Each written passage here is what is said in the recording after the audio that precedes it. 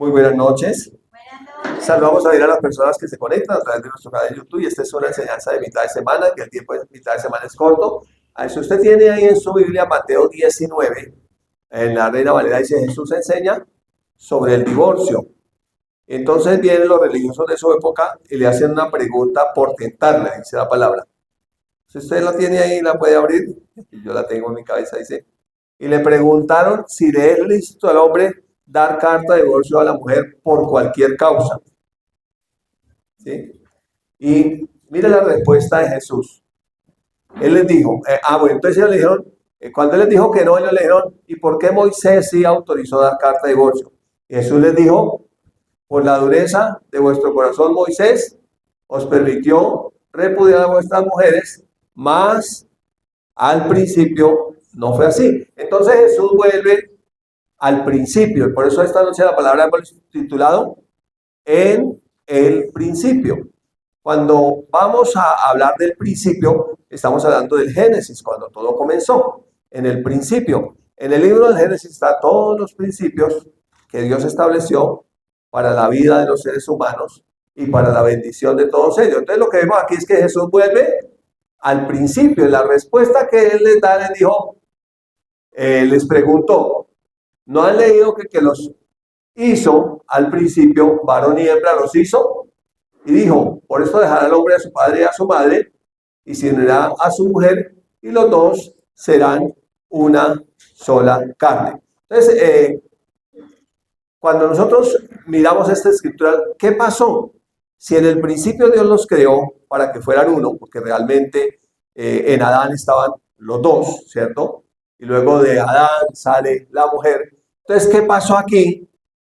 Que luego en la ley, que viene muchos años después, Moisés en la ley, no en la gracia, en la ley autorizó dar carta de divorcio, ¿cierto? Pero en el principio no fue así. En el principio parece que no se divorciaban. Pero después que el ser humano cayó, entonces vinieron todos los conflictos relacionales. Y eso incluye la relación más importante que hay de los seres humanos en el mundo, la relación de esposos. Esa relación de esposos, según Dios, debe ser indisoluble, no debe haber repudio del uno al otro, porque en el principio Dios los creó para que vivieran en pareja.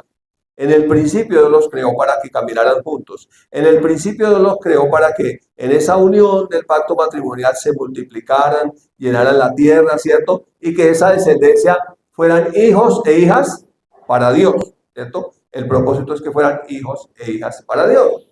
Ahora, si usted sigue mirando, en el Evangelio de Juan sigue hablando de esa frase, en el principio. Cuando usted abre el Evangelio de Juan, habla en el principio. Pero cuando usted va a las cartas de Juan, Juan dice, lo que hemos oído desde el principio, lo que hemos visto con nuestros ojos, lo que palpamos con nuestras manos tocante al verbo de vida, es eso lo que les anunciamos. Ese es el mensaje. Entonces, miremos el primer pasaje del Evangelio de Juan, son 18 versículos, y habla del verbo hecho carne, o esa palabra que era en el principio, que creó todo, ahora encarnada en un ser humano. Dice, en el principio era el verbo, y el verbo era con Dios en el principio, ¿cierto? Y el verbo era Dios en el principio. Entonces está hablando que en el principio era esa palabra, ¿cierto?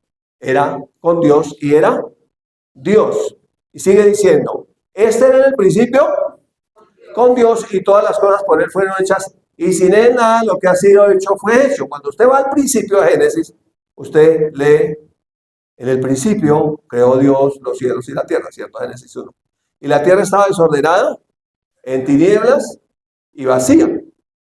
Es más o menos como estaban nuestras vidas sin Cristo, desordenada, en tinieblas y vacía. Y entonces viene el verbo. Entonces dijo Dios, sea la luz, y fue la luz. Ahora usted encuentra que no fue el sol porque el sol lo creó en el cuarto día. Entonces esa luz que brilló en el principio era Jesús, ¿cierto? Esa luz que brilló en el principio era Jesús. Dice, todas las cosas por él fueron hechas y de lo que ha sido hecho, fue hecho.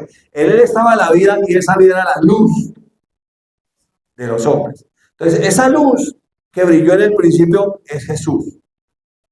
Esa luz que alumbra a todo hombre, esa luz que viene para que todo se pueda poner en orden, esa luz que viene con un propósito a las vidas de los hombres, pero que también viene con una palabra. La luz en las tinieblas resplandece y las tinieblas no prevalecieron contra ella, porque las tinieblas no son nada más ni nada menos que la ausencia de la luz. Cuando está la luz no hay tinieblas. Entonces, donde está Jesús no hay tinieblas. Hubo un hombre, ahí está hablando del profeta más importante del Antiguo Testamento, ¿cierto? Enviado por Dios, el cual se llamaba Juan. Entonces ese Juan, el Bautista. Entonces Juan, el discípulo, está hablando de Juan el Bautista, que fue enviado por Dios para preparar la venida de Jesús. La venida de Jesús como hombre, que ya había estado desde el principio, que era el que había creado todo. Ahora venía hecho hombre. ¿Por qué? Porque el hombre había caído y había que venir a redimir al hombre. Jesús no venció al diablo, al mundo y al pecado como Dios, lo venció como hombre. Y vino como hombre, en su condición de hombre, para redimir a la humanidad. El versículo 7 dice, este vino por testimonio, Juan, ¿cierto? Para que diese testimonio de la luz, a fin de que todos creyeran por él. Entonces Juan venía anunciando a Jesús. ¿Se acuerdan que Juan decía, el que viene después de mí era antes que yo, porque era primero que yo? Y yo no soy digno de encorvarme y desatar el calzado de sus pies. ¿Sí? Estaba dando testimonio de Jesús. Y según Jesús, Juan el Bautista fue el profeta más importante de todo el Antiguo Testamento. Porque aunque esos hechos se narran en el Nuevo Testamento, que son los evangelios, no estamos todavía bajo el nuevo pacto porque Cristo no ha sido sacrificado ni ha sido glorificado todavía. Así que Cristo viene bajo la ley. ¿Sí? Y los evangelios se narran los hechos de Jesús bajo la ley. Versículo 10. No era él la luz, Juan no era la luz, sino que vino para que diera testimonio de la luz. Aquella luz verdadera que alumbra a todo hombre venía al mundo. En el mundo está y el mundo por él fue hecho, pero el mundo no le conoció. Entonces el creador del mundo vino y el mundo no lo conoció. ¿Por qué no lo conoció? Porque venía como hombre. El creador venía como una criatura. Entonces el mundo no lo conoció, ¿cierto? Pero miren el verso 11. A lo suyo vino el pueblo de Israel, pero los suyos no lo recibieron. Pero ellos sí sabían que el Mesías iba a venir, porque todas sus escrituras hablaban del Mesías, que había de venir. Sino que ellos, cuando vino, no lo recibieron. Verso 12. Mas a todos los que lo recibieron, a los que creen en su nombre, les dio la potestad de ser hechos hijos de Dios. ¿Saben quiénes van a ir al cielo? Solamente los hijos de Dios. Para ir al cielo hay que nacer de nuevo, hay que ser hijo. Que hay gente que dice, no, si alguien se porta bien, ese ya se ganó el cielo. No. Al cielo no van a ir las buenas personas. Al cielo no van a ir los buenos, van a ir los justos. Porque los justos son los que son salvos, o los que han sido justificados por la fe. Entonces, por la fe somos hechos hijos de Dios, somos declarados justos, somos hechos nuevas criaturas y tenemos entrada al cielo. Porque volvemos al que era en el principio, a Jesús. Realmente cuando usted habla de Jesús, está hablando aquí de la preexistencia de Jesús. Jesús no es desde que nace de María. Jesús es desde que nace de María como hombre, pero Jesús es Dios. ¿Sí? Jesús no es una criatura, Jesús es creador de todas las cosas. Entonces el texto sigue diciendo, hablando de esos que son hijos de Dios, no son engendrados de sangre, ni de voluntad de varón, sino de Dios. No son engendrados naturalmente, como se engendra una persona por una relación sexual, ¿cierto? Sino son engendrados de Dios. ¿Usted sabe cómo Dios engendra? Por la palabra. ¿Cómo fue engendrado Jesús? Por la palabra, ¿cierto? Cuando le dieron la palabra a María, María dijo, aunque no entiendo cómo sea esto, aquí está la esclava del Señor, y hágase en mí según tu palabra. Entonces, esa es la palabra de Dios, ¿cierto? Y aquel verbo fue hecho carne, entonces una criatura y habitó entre nosotros, entre conscientes dice, y vimos su gloria, gloria como la del unigénito del Padre, lleno de gracia y de verdad. Juan dio testimonio de él diciendo, este es de quien yo decía, el que viene después de mí es antes de mí porque era primero que yo. Entonces Juan el Bautista está anunciando que Jesús era desde antes, porque de su plenitud tomamos ¿cuántos? Todos. Y gracia sobre gracia. Cuando usted va a las cartas, usted encuentra que por gracia somos salvos. O sea que Jesús, que la gracia no es simplemente una doctrina o algo, la gracia es Jesús mismo. Por gracia somos salvos. Jesús es la gracia de Dios derramada sobre la humanidad para recibir salvación. Pero recibimos también muchas otras cosas por gracia. ¿Sí? Nosotros hemos aprendido que gracia es estar en el lugar correcto, en el momento correcto y con la persona correcta. Entonces, eso es gracia. Nosotros recibimos la salvación no por obras de justicia que nosotros hubiéramos hecho, sino por su gracia. Pero a partir de ser salvos, es decir, que ya nuestros nombres están escritos en el libro de la vida, hemos nacido de nuevo, somos hijos de Dios, seguimos recibiendo gracia, pero la entrada de esa gracia, según la narración de Pablo en los Romanos, esa puerta es la fe. Entonces, tenemos entrada a esa gracia por medio de la fe. Y por eso Santiago dice, por eso Pablo escribe en la carta de los Hebreos que sin fe no podemos recibir nada de Dios. Es imposible agradar a Dios. Entonces, la puerta de la entrada de la gracia es la fe. O sea que si uno quiere recibir gracia de Dios en cualquier área, necesita creerlo. Entonces, ¿qué es lo que Dios le da? Una palabra. Y uno empieza a permanecer en esa palabra. Porque la palabra es dada, pero la fe va a ser probada en el tiempo mientras la palabra se manifiesta en lo que Dios dijo. Por ejemplo, en el centro de oración y sanidad en Rema en Tulsa, de 100 sanidades que hay, 2 sucedieron así, 98 fueron en un proceso. Entonces, muchas personas no reciben sanidad, no porque Dios no las quiera sanar, recibieron la palabra, pero no permanecieron en ella. ¿Ha leído la parábola del sembrador? Que hubo una semilla que cayó en el camino, vinieron las aves del cielo, se la comieron. Eso representa a los que recibieron la palabra, pero el enemigo la robó. Entonces, cuando la persona dice, no, pero no sucede nada, no sucede nada, la fe es probada. Y uno debe permanecer en la palabra, aferrarse a la palabra hasta que esa palabra se cumpla. Va a tomar un tiempo, la mayoría de las veces, en que la palabra se cumpla y vamos a recibir esa gracia. ¿Lo cree? ¿No sé si usted tiene promesas de Dios? ¿Está creyendo?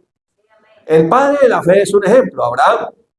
Cuando Abraham tenía 75 años, no tenía hijos, y Dios le prometió que iba a tener hijos y que iba a tener muchos hijos. ¿Cuánto tiempo esperó Abraham para que naciera Isaac? 25 años. Y tuvo que cambiarse el nombre. Dios le cambió el nombre de Abraham, padre enaltecido, a Abraham, padre de multitudes. Entonces, 25 años llamándolo padre de multitudes para que al final se fuera a cumplir esa palabra. ¿Listo? Ahora habla de la ley, ¿cierto? La ley donde Moisés autorizó dar carta de divorcio, ¿cierto? Allí, versículo 17. Pues la ley por medio de Moisés fue dada.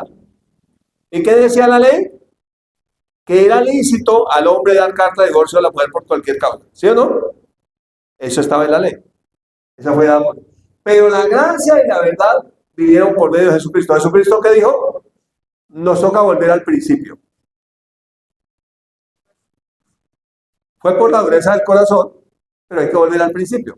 Entonces dijo que el que se divorcia y se casa, comete adulterio.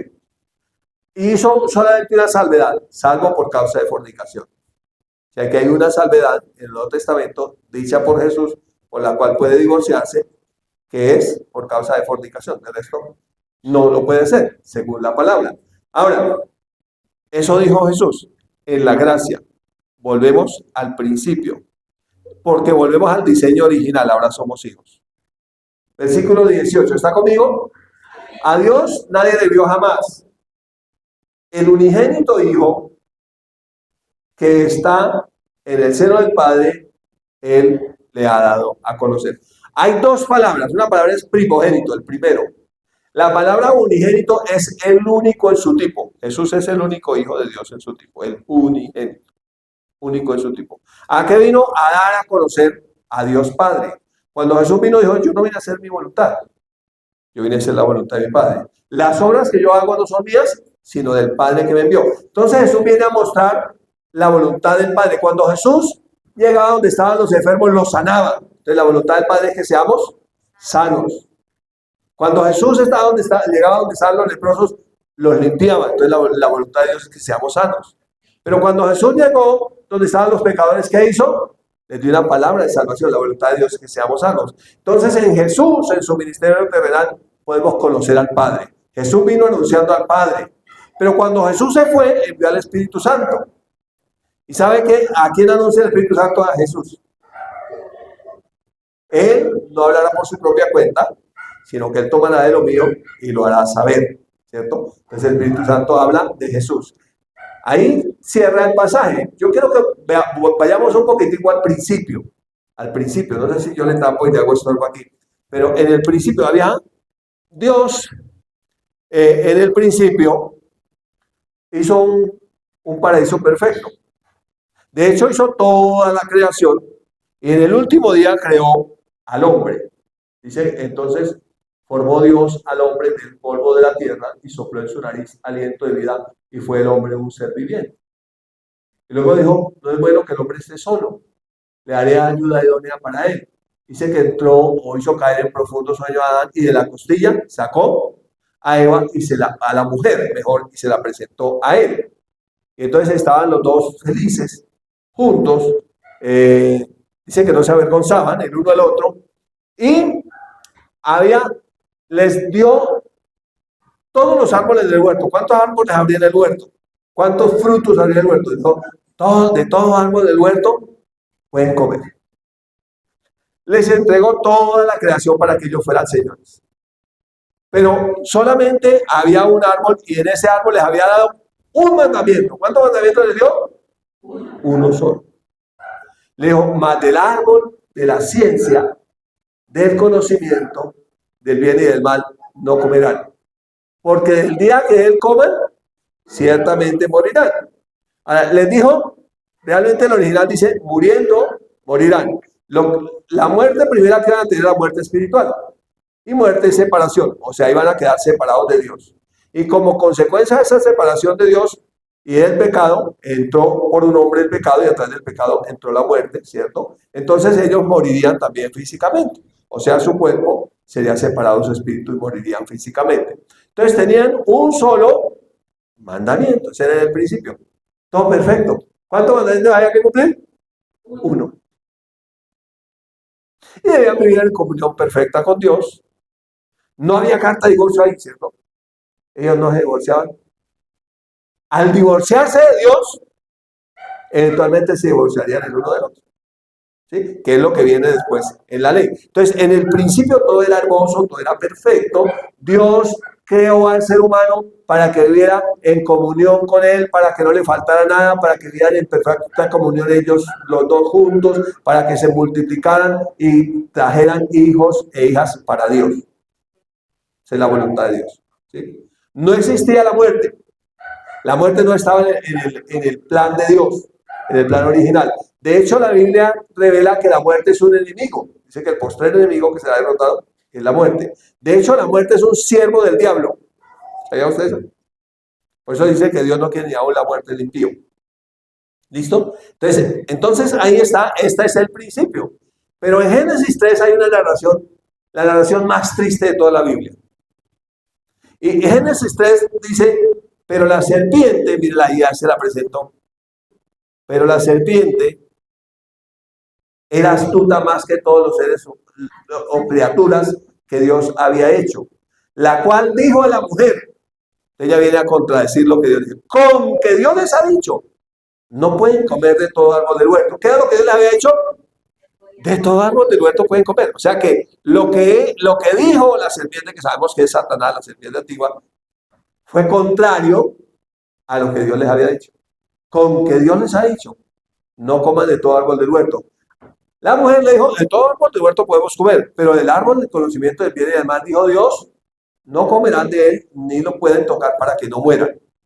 Entonces ella le salió con otra extra y dijo, no morirán, sino que sabe Dios, o sea, ese Dios es malo, que el día que él coman, les serán abiertos los ojos y serán como Dios, conociendo el bien y el mal. Resulta que ellos ya eran como Dios, eran la imagen y semejanza de Dios, eran para vivir eternamente, eran para vivir en amor, eran sus criaturas, eran como la corona de la creación, todo había sido hecho para ellos. Entonces, sino que sabe Dios que el día que él coman serán abiertos sus ojos y serán como Dios, conociendo el bien y el mal. Y comieron, ¿cierto? La historia dice que comieron. Y después que comieron, entonces Dios se presenta y ellos se esconden. Y llama a Adán, Adán, ¿dónde estás tú? Y le dice, tuve miedo porque estaba desnudo y me escondí.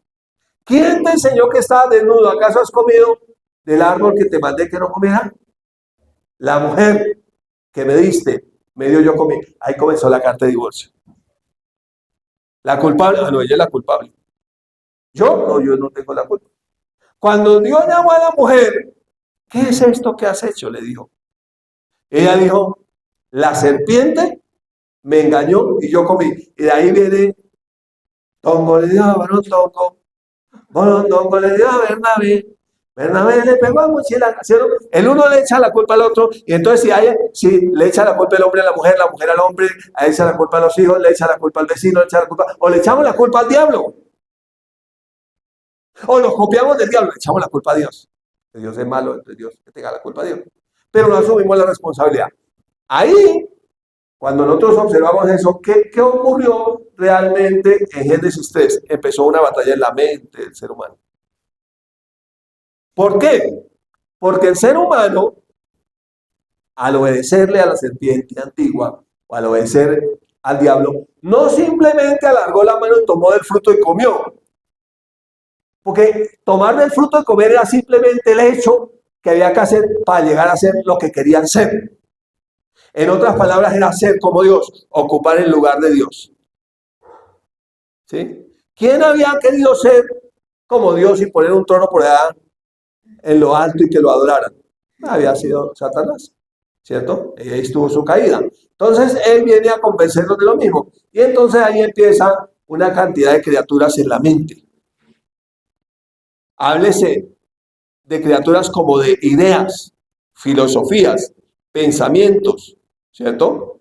Que el ser humano tiene, que por lo general en él hay una dicotomía de pensar si esto, si lo otro, si aquello, por aquí, por allá, pero en esencia es pensar solamente en él, como que yo soy el centro de toda la creación y todo. Y por eso, de hecho, en la misma vida cristiana, si no cambiamos la manera de pensar, simplemente queremos hacer un Dios a nuestra medida.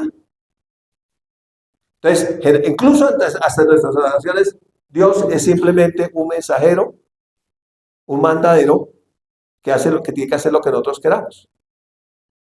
Ay, yo sí era cristiano, pero yo le pedí a Dios que me sanara a mi suegra de 90 años y como no lo hizo, entonces yo me fui. Estoy bravo con Dios. Entonces, si eso era así, Dios no era Dios, el Dios era Él. Porque el que tenía que hacer lo que decía era Dios. Entonces Dios tenía que hacer todo lo que yo quiero. Si no, entonces no me sirve. Entonces, eso se llama, en el último tiempo habrá hombres amadores de sí mismos. O sea, quieren tener un Dios a su medida, un Dios que haga lo que ellos dicen, como ellos dicen y cuando ellos dicen. Ahí empezó esa batalla en la mente. Entonces, el divorcio, el asesinato, el odio, todo comienza en la mente. ¿De dónde vino? De por acá, de este lado. Llegó una idea de alguien que odia a Dios y que dice Dios es malo. Y nosotros no deberíamos hacer lo que Dios dice, porque Dios lo que quiere es nuestro mal. Usted ha oído decir Eso no se puede ir a la iglesia, pero no sea tan fanático. Porque eso cuando usted se mete mucho con Dios, a uno le va mal. Eso de meterse uno con Dios, eso es como peligroso. Eso no le da tanto la Biblia, pues eso es como peligroso. Usted se puso a estudiar la Biblia, uy, no, eso como es como peligroso. Entonces, son filosofías que entraron, y es lo que cuando uno lee las cartas, eh, se traduce como el sistema de este siglo, ¿sí? Y cuando habla de este siglo, está hablando de un sistema, de una filosofía, de un pensamiento, conocido también como el mensaje del anticristo. Todo el pensamiento de este mundo, porque la Biblia llama a Satanás el príncipe de este mundo. Jesús lo llamó el príncipe de este mundo. ¿Sí? Pablo lo llamó el Dios de este mundo. Entonces, tiene un reino caído, porque el ser humano le cedió toda la autoridad y lo tiene aquí en la tierra. ¿Sí? Aquí en la atmósfera está su reino. Entonces, muchas de las cosas que hacemos, todavía siendo cristianos, cuando no hemos renovado la mente, vienen de ese reino. Es el poder detrás del trono. Entonces es el príncipe de este mundo cegó el entendimiento de los incrédulos para que no le resplandezca la gloria del evangelio de Cristo, el cual es Dios. Entonces, sin entendimiento para las cosas de Dios. Todavía pensando como pensaron ellos cuando cayeron.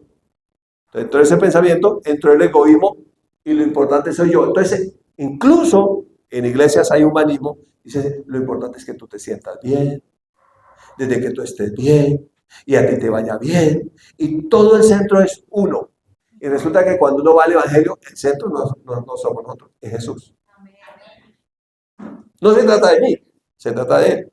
De hecho, el profeta, el último profeta que narra Juan ahí, el último que viene del Antiguo Testamento, el más importante, que narra Juan, que era Juan el Bautista, dice, es necesario que yo mengüe para que él crezca. O sea, dice, no se trata de mí, se trata de él. Juan señala a Jesús, no soy yo, es él. Pero Pablo va más allá. Y Pablo dice, es necesario que yo muera para que él vive. Y lo dice de esta manera, ya no vivo yo,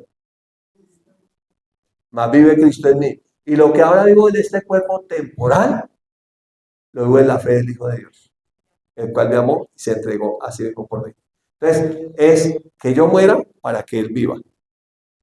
Entonces, hay muchas cosas, por eso cuando uno lee el Nuevo Testamento, el nuevo nacimiento es algo que ocurre así cuando usted recibe una palabra con fe.